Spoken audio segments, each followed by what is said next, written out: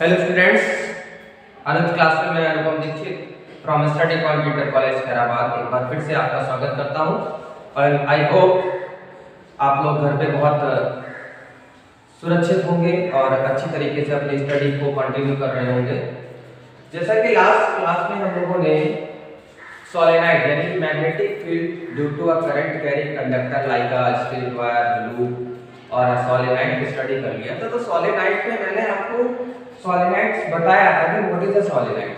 तो सोलेनॉइड्स में अगर आपको strength of magnetic field increase करनी है तो कैसे करेंगे, that is how can I increase the strength of magnetic field. थोड़ा सा टॉपिक हमारा रह गया था सोलेनॉइड्स का, तो उसको थोड़ा सा एक्सप्लेन करने के बाद हम बताएंगे आगे का टॉपिक आज का, ठीक है। So how can I increase the magnetic field strength, so by increase the strength of electric current, okay. यानी करंट जो भी हमारी पहले फ्लो हो रही है उसका अगर हम अमाउंट इंक्रीज कर देते हैं तो मैग्नेटिक फील्ड का स्ट्रेंथ भी इंक्रीज हो जाता है। सेकेंड, नंबर ऑफ टर्न्स, यानी अगर एक आपकी रॉड है और उस पे फर्स्ट टाइम आपने 100 टर्न्स किए हुए हैं कॉपर वायर के और नेक्स्ट टाइम आप उसको और क्लोजली राउंड कर देते हो और उसमें 200 टर्न्स कर देते हो, तो जो आपको 100 टर्न में मिलने वाली मैग्नेटिक फील्ड की स्ट्रेंथ है वो 200 टर्न से कम होगी। यानी कि the magnetic field at 200 turns is greater than the magnetic field at 100 turns, okay. Now third point, अगर आप जो बाउंडिंग कर रहे हैं, ठीक है, जो वाइंडिंग कर रहे हैं उसको क्या करें और क्लोजली कर दें, यानी स्पेस बिटवीन टर्न्स,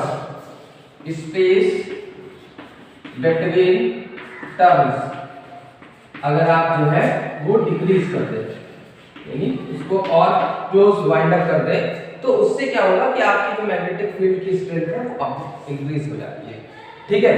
देन मैंने आपको एक्सप्लेन किया था इलेक्ट्रोमैग्नेट्स। तो इलेक्ट्रोमैग्नेट्स में क्या बताया था कि इलेक्ट्रोमैग्नेट्स क्या है, it is the one application of a solenoids, ठीक है।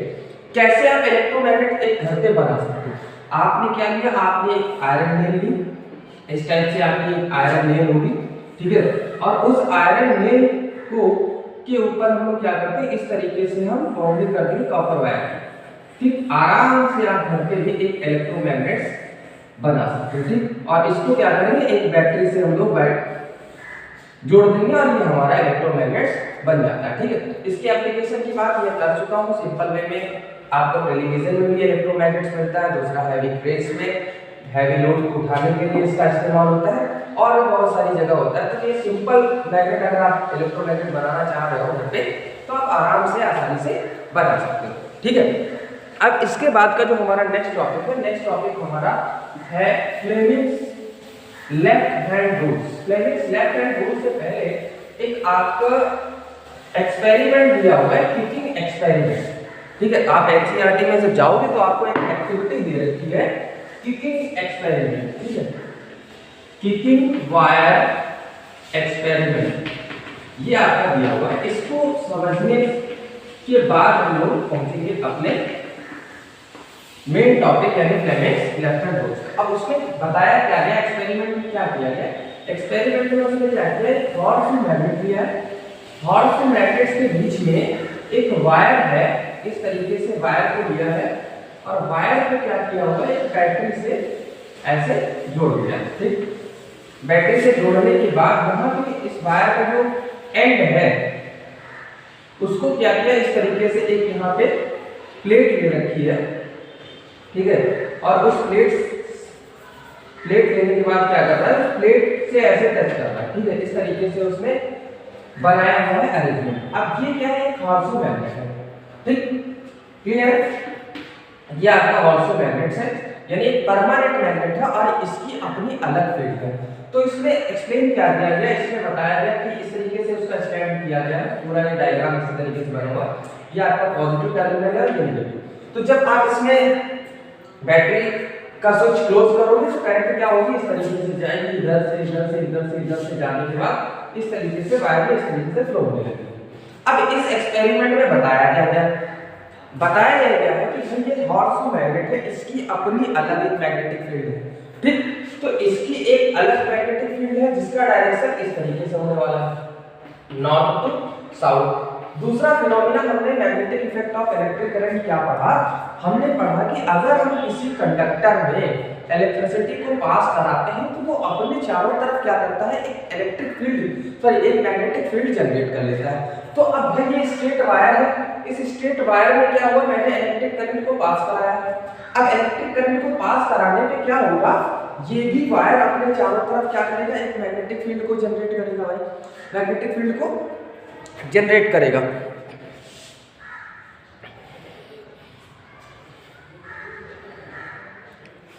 ठीक है, तो जब मैग्नेटिक फील्ड को जनरेट करेगा तो कहने का मींस क्या होगा, अब यहाँ पे दो फील्ड आ गई, एक फील्ड होगी किसकी, इस मैग्नेट की, और एक फील्ड होगी किसकी, इस वायर की। तो अब दो चीजें इंटरैक्ट हुई, दो सेम क्वांटिटीज यानी कि सेम फिनोमेना इंटरैक्ट हो गए, यानी वो भी मैग्नेटिक फील्ड है, ये भी मैग्नेटिक फील्ड है। तो जब दो चीजें इंटरैक्ट होती हैं तो क्या होता है, या तो उनमें अट्रैक्शन होता है और या तो उसमें रिपल्सन होता है। तो वही जो रिपल्सन है, उसी रिपल्सन फोर्स की तरीके से ये वायर जो है ना क्या करने लगता है, इस तरीके से किक होने लगता है। जब हम इसका स्विच क्लोज करते हैं, स्विच को क्लोज करने का मतलब इसमें इलेक्ट्रिक करंट पास कराते हैं तो ये यहाँ पे टच हो जाता है, यानी कि ये इस तरीके से राउंड शेप में आपका एक प्लेट टाइप से रखी हुई, तो उस प्लेट को जैसे ही टच करता है इसका सर्किट ज्वाइंट हो जाता है, सर्किट ज्वाइंट हो जाता है, करंट इसमें फ्लो होने लगती है। अब तो ये क्या होता है, ऐसे किक मारता है, यानी फोर्स जो लगेगा इन दोनों का रिपल्सन फोर्स जो होगा वो इसको किक मारेगा, किक मारने से क्या होगा, ऐसे इस तरीके से। अब वायर ऐसे रखा कैसे, तो ये मान लो हॉर्स मैग्नेट है और इसके बीच में ऐसे रखा होगा वायर, तो वायर क्या करेगा, इस तरीके से किक, यानी जब सर्किट ज्वाइंट होगा तो किक मारेगा तो हटेगा, फिर आएगा ऐसे, फिर ज्वाइंट होगा फिर हटेगा, मतलब इस तरीके से ये एक्सपेरिमेंट होगा। और इस एक्सपेरिमेंट में यही सिखाया गया है कि भाई करंट क्या है, करंट है अपवर्ड, ठीक, फील्ड है आपका इस डायरेक्शन में, कहने का मतलब करंट जो है वो किस डायरेक्शन में, इसके परपेंडिकुलर हो गई।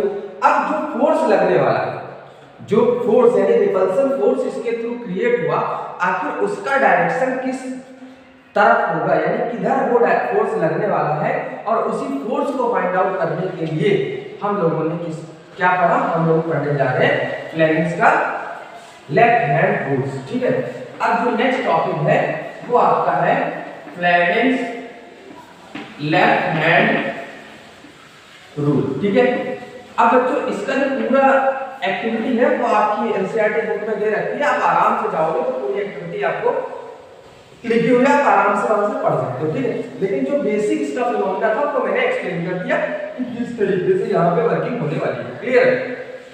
तो अब जो ये फोर्स इसमें क्रिएट हुआ due to the same phenomena, यानी इसकी मैग्नेटिक फील्ड और वायर के थ्रू जो मैग्नेटिक फील्ड जनरेट हुई उसके वजह से, यानी जो रिपल्सन फोर्स क्रिएट हुआ, आखिर उसका डायरेक्शन हम लोग किस रूल से फाइंड आउट करने वाले हैं, फ्लेमिंग का लेफ्ट हैंड रूल। अब वो कहता क्या, कहता ये है कि फ्लेमिंग का लेफ्ट रूल कि if I stretch our left hand in a such way, यानी अगर हम अपने बाएं हाथ को इस तरीके से ओपन करें कि that is the four finger, middle finger and the thumbs are mutually perpendicular to each other, यानी इस तरीके से करने वाले हैं। मान लो अगर आपको ग्राफ पेपर पे कभी ड्रॉ करना है तो कहने का मींस इस तरीके से आप एक्सिस को ड्रॉ करते हो, ठीक। तो ये आपका हो गया, ये थर्ड मतलब ये जो थंब वाला है उसको मैंने इधर जेड एक्सिस से रिप्रेजेंट किया। तो कहता क्या फिनोमेना, लॉ कहता है कि if I stretch our left hand in a such way, if I stretch my left hand in a such way that four finger, middle finger and thumbs are mutually perpendicular to each other, then if four finger indicate the direction of magnetic field, middle finger indicate the direction of electric current, then thumb will indicate the direction of force or motion। कहने का means क्या हुआ कि ये जो direction है, मान लिया हमने ये हमारा है इस तरीके से, ठीक। तो ये हमारी क्या हो गई, ये मैग्नेटिक फील्ड को बता रही है, ठीक। ये हमारी हो गई मैग्नेटिक फील्ड, और ये कौन सी, ये हमारी कौन सी है, फोर फिंगर है, ठीक। ये हमारी है 4 फिंगर, ठीक। ये हमारी है मिडिल फिंगर मान लिया उस टाइम के लिए हमने, ठीक है। ये आपकी हो गई मिडिल फिंगर, मिडिल फिंगर, और इससे क्या रिप्रेजेंट हो रहा है, करंट। देन थंब, ये आपका जो अंगूठा होगा इस तरीके से, वो आपका क्या रिप्रेजेंट करेगा, फोर्स, और you can say that motion. ठीक है भाई, समझ में आ गई बात। फिर से बता रहा हूं कि अगर हम अपने लेफ्ट हैंड को इस टाइप से स्ट्रेच करें कि 4 फिंगर, मिडिल फिंगर और थंब तीनों आपस में क्या है, म्यूचुअली परपेंडिकुलर, यानी कि इसके और इसके बीच का भी एंगल 90 है, इसके बीच का भी 90 और इसके बीच का भी 90 है।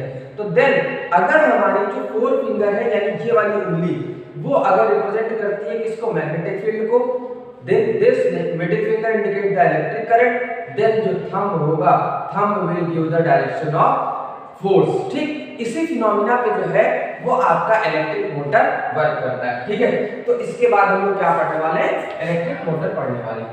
I think you understand what is the Fleming's left hand rules. Okay students,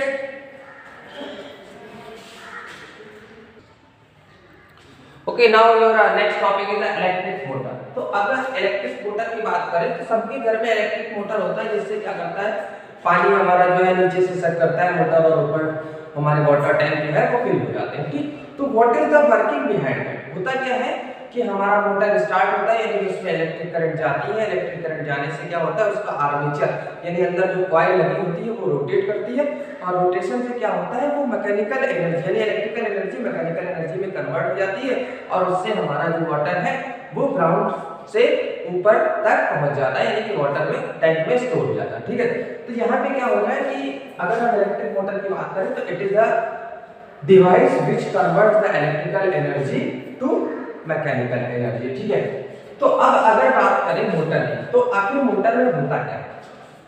अगर मैं बेसिक स्ट्रक्चर की बात करूं तो इस टाइप से हमारा डायग्राम रहता है इलेक्ट्रिक मोटर का। यहाँ पे आपके 2 मैग्नेट्स रहते हैं, उन मैग्नेट्स के बीच में हमारा आर्मेचर रहने वाला है इस तरीके से। क्लियर है, ये हमारा परमानेंट मैग्नेट्स हो गए 2, और इन परमानेंट मैग्नेट्स के बीच आर्मेचर इस तरीके से रहती है आर्मेचर। ठीक है, ये इसका बेसिक स्ट्रक्चर मैं ड्रॉ कर रहा हूं, और इससे जो है वो आपकी यहाँ पे ब्रशेस लगे होते हैं सबका। अभी आपको मैं बताऊंगा what is the working of every part. ठीक है, पहले थोड़ा सा मैं स्ट्रक्चर ड्रॉ कर रहा हूँ। क्लियर है, और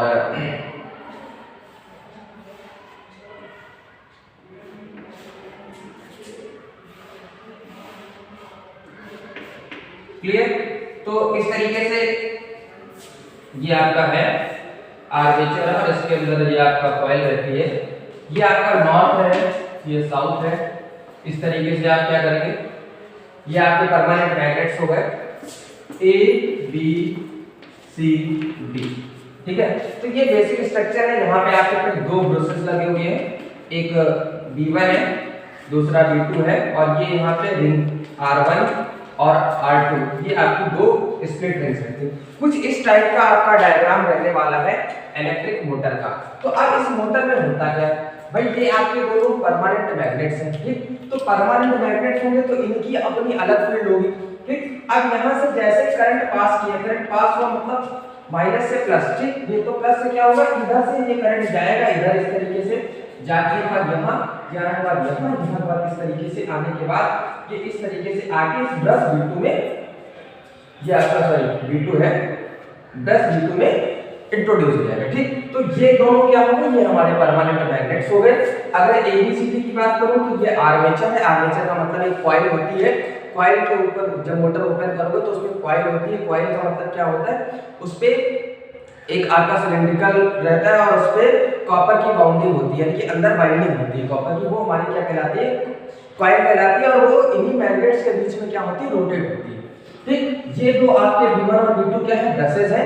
इन ब्रशेस का काम क्या है, इन ब्रशेस का काम यही है कि बैटरी से यहाँ से इलेक्ट्रिक करंट इनके थ्रू इस कॉइल में इंट्रोड्यूस होती है और इधर से आके इस V2 के थ्रू इधर वापस चली जाती है। इनका काम यही इतना है। ये दोनों क्या है, स्प्लिट रिंग्स हैं, R1 और R2। स्प्लिट रिंग का मतलब टूटी हुई रिंग। ठीक, टूटी हुई रिंग का मतलब क्या होता है, ये कम्यूटेटर का काम करती है। कम्यूटेटर का मतलब कम्युनिकेट करना, मतलब कम्युनिकेट का मतलब लेके भी जाना है और वापस भी लाना है। ठीक, तो अगर R1 रिंग आपकी इलेक्ट्रिक करंट को ले गई है तो R2 वापस भी लेके आई। कम्यूटेटर का मतलब ये है कि reverse the direction of electric current. ठीक, अब होता क्या है, पूरा वर्किंग हम लोग समझते हैं वर्किंग। इसका जो वर्किंग है वो किस पे बेस्ड है, वो हमारी फ्लेमिंग के लेफ्ट हैंड रूल्स पे बेस्ड है। अब होगा कि यहाँ पे जैसे करंट पास कराएंगे, यानी कि जैसे स्विच इसका क्लोज करेंगे बैटरी का, ठीक, तो इलेक्ट्रिक करंट पास होगी। पास होने से क्या होगा, यहाँ पे इलेक्ट्रिक करंट जाएगी और AB जो आपकी आर्मेचर की ये साइड AB है, इसमें क्या होने वाला है, यहाँ पे करंट का डायरेक्शन कैसा है, ऊपर है भाई। और जहाँ पे मैग्नेटिक फील्ड का डायरेक्शन आप देख रहे हो इस तरीके से। ठीक, तो मैग्नेटिक, आप समझो यहाँ पे हमको लगाना है अपना लेफ्ट हैंड का रूल। करंट का डायरेक्शन है ऊपर से, तो करंट कैसे है, इस डायरेक्शन में। ठीक, और मैग्नेटिक फील्ड किस डायरेक्शन में, ऐसे। ठीक, करंट आपकी ऐसे है और मैग्नेटिक फील्ड ये है। ठीक, इस तरीके से रहने वाला है, समझो इसको, बन नहीं रहा है। ठीक है, ये करंट, ये आपका डायरेक्शन है मैग्नेटिक फील्ड का, और करंट ऐसे, समझो इस बात, ऐसे। क्लियर है, ये हमारा हाथ हो गया। अब ये डायरेक्शन हमारा बता रहा है करंट का, ये डायरेक्शन बता रहा है आपका मैग्नेटिक फील्ड का। तो कहने का मींस क्या होगा, ये जो थंब है, थंब क्या बताएगा, डायरेक्शन ऑफ मोशन। यानी कि जब यहां पे होंगे AB, आर्म AB की बात करो तो आर्म AB पे जो फोर्स लगने वाला है वो कैसा लगने वाला है, इनवर्ड लगने वाला है। कैसा लगने वाला है सर, इनवर्ड लगने वाला है। ठीक है, एक सपोज दैट कि अगर मैं ऐसे रख लूं इसको, तो जब ये कॉइल घूमेगी तो कॉइल घूमने के बाद तो ये ऐसे घूमेगी। ठीक, इस पे इनवर्ड लगेगा। ठीक, अब बात करेंगे इसकी, अब बात करेंगे CD की, तो CD पे भाई साहब क्या है, डाउनवर्ड। तो डाउनवर्ड का मतलब करंट ऐसे। तो अब जब CD क्या है तो इस तरीके से फोर्स, ये डायरेक्टली हमारे बता रहा है करंट का, और ये बता रहा है मैग्नेटिक फील्ड का। तो हम क्या ले रहे हैं, ऊपर की तरफ। यानी जब हम AB साइड पे होंगे तो फोर्स लगेगा इनवर्ड, और CD पे जो लगेगा वो आउटवर्ड होगा। तो इस तरीके से जो कॉइल है वो आपकी इसी तरीके से, इस तरीके से रोटेट करना स्टार्ट करेगी, ऐसे ऐसे। ठीक, और रोटेट करने स्टार्ट करने के बाद क्या होगा, एक पोजीशन ऐसे आएगी हॉरिजॉन्टल वाली, ऐसे। जब ये रोटेट करके ऐसे पहुंचेगी रिंग पोजीशन में, तो क्या होगा, इन ब्रशेस का जो कांटेक्ट है वो रिंग से छूट जाएगा। इन ब्रशेस का कांटेक्ट रिंग से छूट जाएगा। लेकिन भाई अब होगा क्या, अब ये थे मोशन में, ये आर्मेचर हमारी थी मोशन में। क्लास 9 चैप्टर फर्स्ट में हम लोगों ने पढ़ा था इनर्शिया। तो इनर्शिया का मतलब ये था कि इनर्शिया का मतलब क्या था कि to resist the state of motion और resist the state of rest. तो भाई इनर्शिया ये कहता था कि अगर एक ऑब्जेक्ट मोशन में तो वो तब तक मोशन में रहेगा जब तक कोई इसमें एक्सटर्नल फोर्स ना लगाए, और अगर रेस्ट में तो तब तक रेस्ट में रहेगी जब तक उसको कोई एक्सटर्नल फोर्स लगा के उसको मोशन में ना किया जाए। तो अब यहाँ पे हमारी जो आर्मेचर थी वो आर्मेचर थी मोशन में। तो मोशन में थी, वो ऐसे मूव करके आई और मूव करते करते करते करते ऐसे मूव होती रहेगी, क्योंकि इस पे कोई एक्सटर्नल फोर्स नहीं लगा रहा। अब होगा क्या, एकदम से जैसे ये ऐसे आएगी तो ये जो हमारा R2 है वो V1 से कनेक्ट हो जाएगा। तो V1 से जब कनेक्ट हो जाएगा तो फिर से ऊपर की तरफ करंट बह जाएगा इसमें CD में। तो अब CD में अपवर्ड हो जाएगा, तो यानी कि CD में अपवर्ड होगा तो CD डाउनवर्ड हो गया ऐसे। तो इस तरीके से आपकी आर्मेचर पूरी राउंड होती रहती है, और ये है पूरी प्रॉपर वर्किंग ऑफ मोटर। ठीक है स्टूडेंट्स, तो अगर ड्रॉ करना है तो एक बार अपना डायग्राम ड्रॉ कर लीजिए, फिर आगे की बात करते हैं। Okay students, so after explanation, if you want to write the description, that means when the question is arises in your question paper, this will come in a long, always it will comes in a long। ठीक है, हमेशा आपका चाहे UP board का paper हो या CBSE board का paper हो, आपका इलेक्ट्रिकल मोटर से क्वेश्चन आता रहता है। यूपी बोर्ड के यहाँ पे जो क्वेश्चन है इलेक्ट्रिकल मोटर वाला, ये आपका मोस्ट प्रोबेबली 7 मार्क्स का क्वेश्चन आता है, यानी लॉन्ग में पूछा जाता है। तो इसमें लिखना क्या क्या होता है, सबसे पहले आपको प्रिंसिपल लिखना होता है।